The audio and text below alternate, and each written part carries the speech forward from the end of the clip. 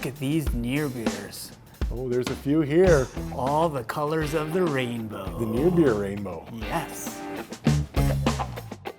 Hi, my name is Aaron Goss. I play music. I do a bunch of different things around town. I also love to drink non-alcoholic beer.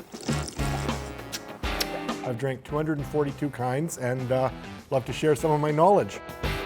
I assume you don't drink? I don't drink, although, I'm hearing a lot more people saying that they're starting to mix them in, especially with some of the new guidelines and people being more conscious.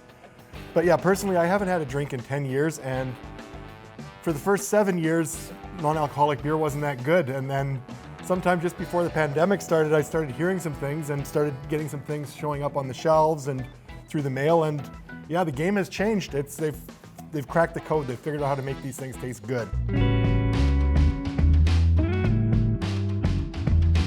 Okay, well, I brought you a whole wide array of things going right from a light wheat ale all the way through to a stout. Trying to give some of the variety of taste.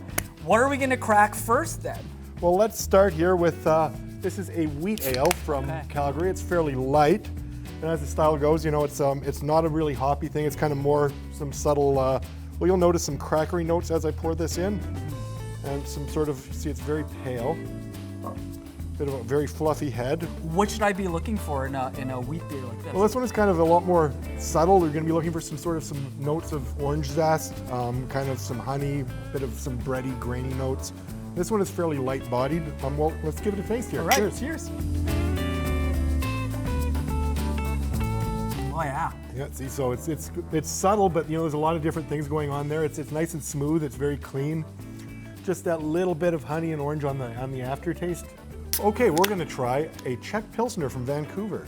Again, this one is very much on the traditional European-style Pilsner. So, I mean, you hear Pilsner, you think like a macro beer, but this one is much more like a craft European.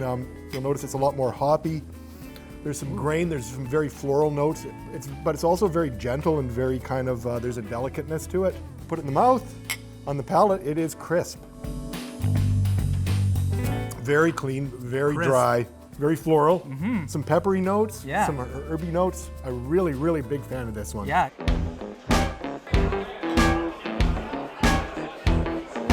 It's really nice, Aaron, to have an afternoon beer and get that same satisfaction you have from drinking a normal beer, but have these near beers and not get drunk and have that satisfaction. What does that mean for you? Well, it is. I mean, I can have a morning that I remember, and certainly no one ever out there. You know what you don't miss, and what I've never missed is a hangover.